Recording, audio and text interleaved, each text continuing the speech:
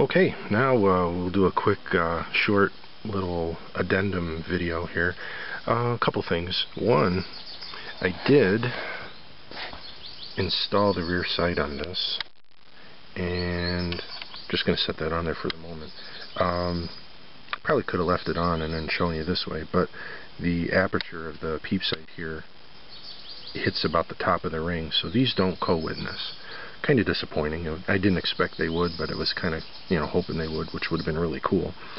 So can't use the sights that came with it, the open sights. Just going to use the red dot for now.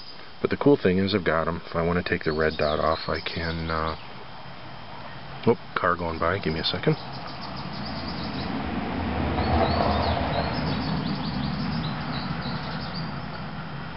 There we go. And some happy birds in the background too, which is pretty cool. So, where was I?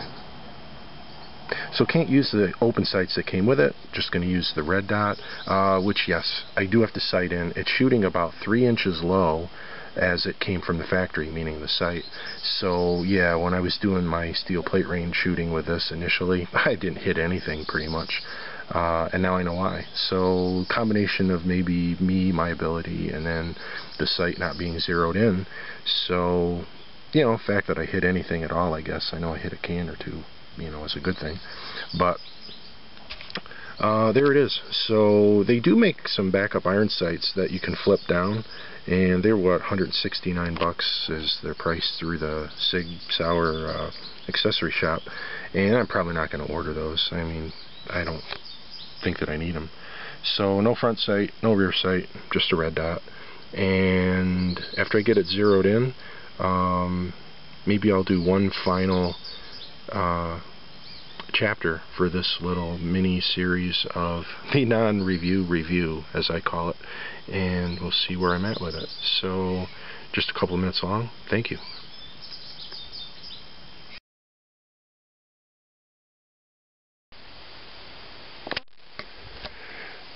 August 18th, 2012. Yeah, that's back of my house there to the left.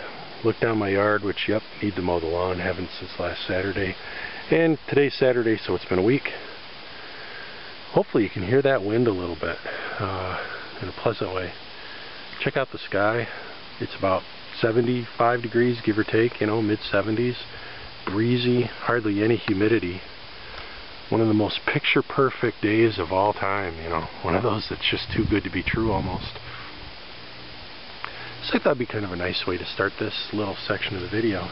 So this may be the last section of my SIG 522 initial experience here.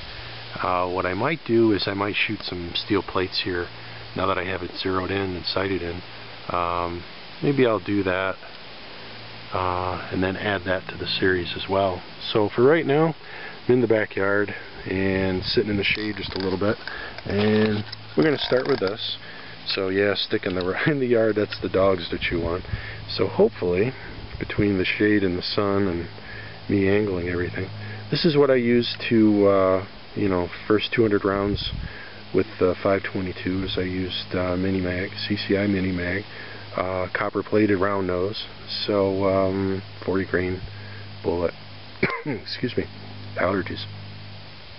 So I did 200 rounds of this now, and when I took it last Monday night to the steel plate league I'm in, one of the guys put blazer through it, which I didn't know he was going to do that. That's okay. And they of course ran flawlessly, and I think he did 22 rounds roughly. And then, hey, there's a cat over here wanting to come say hi to us. So where you at there, kitty cat? And so one of the other guys had some Federal bulk that he put through it. Same thing, like 22 rounds or so. And actually may interrupt this video to talk to that cat. So be right back.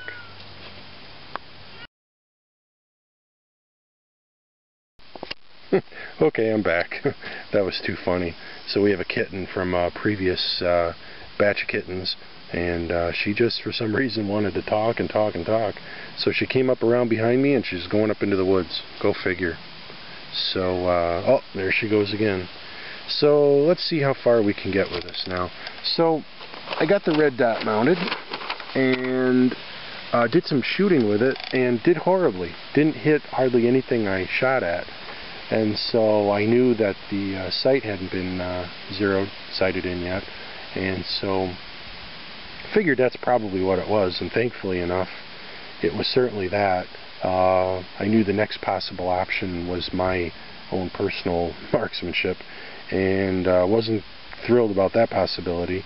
And of course the third possibility is there was something wrong with the rifle, which I'll show you that there's nothing wrong with the rifle.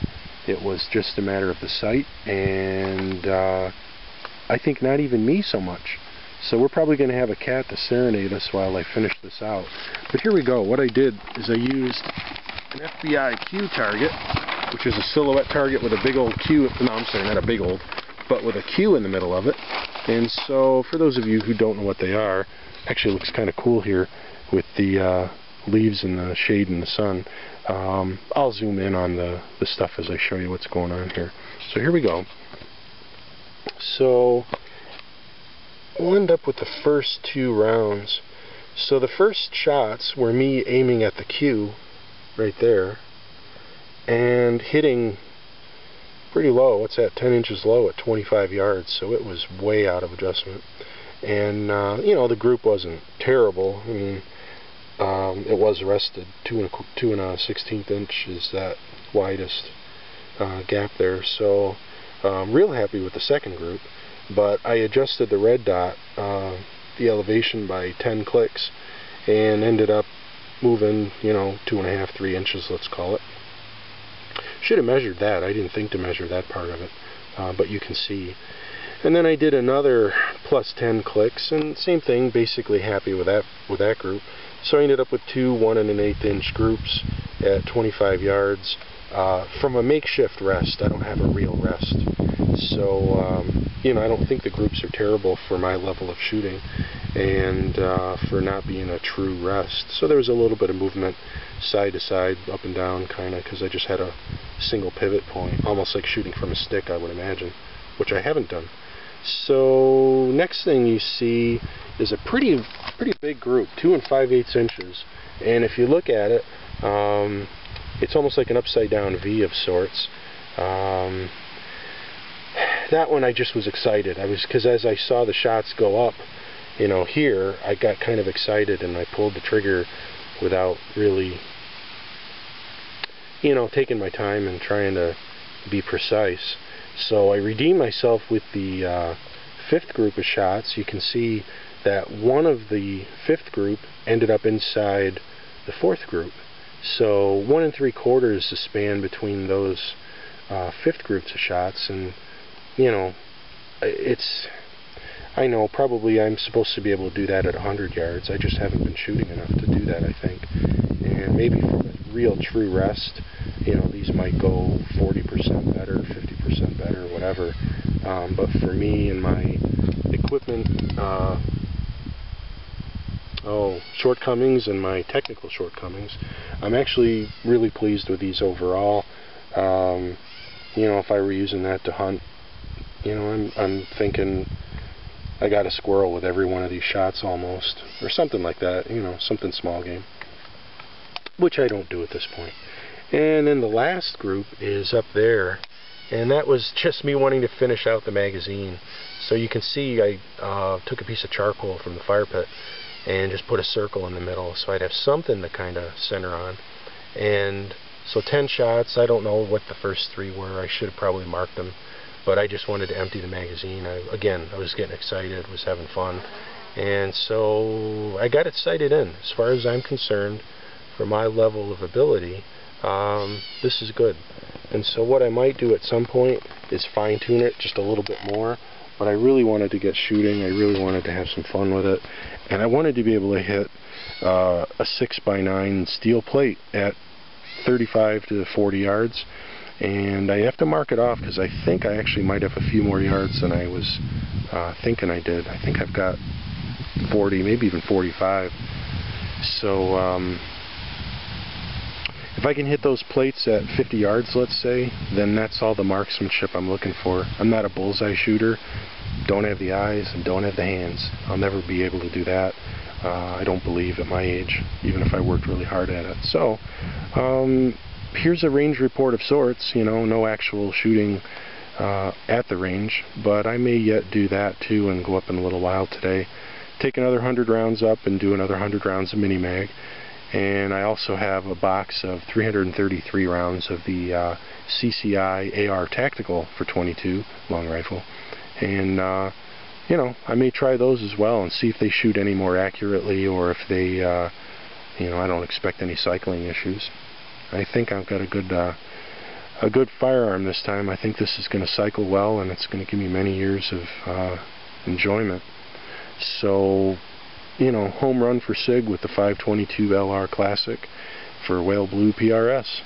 So that ends this little section, and if you've made it through all these videos, I've pieced little pieces together into some larger videos. Thank you for hanging out. Thank you for listening to me ramble on and watching me learn and hopefully become better. Thank you, and God bless.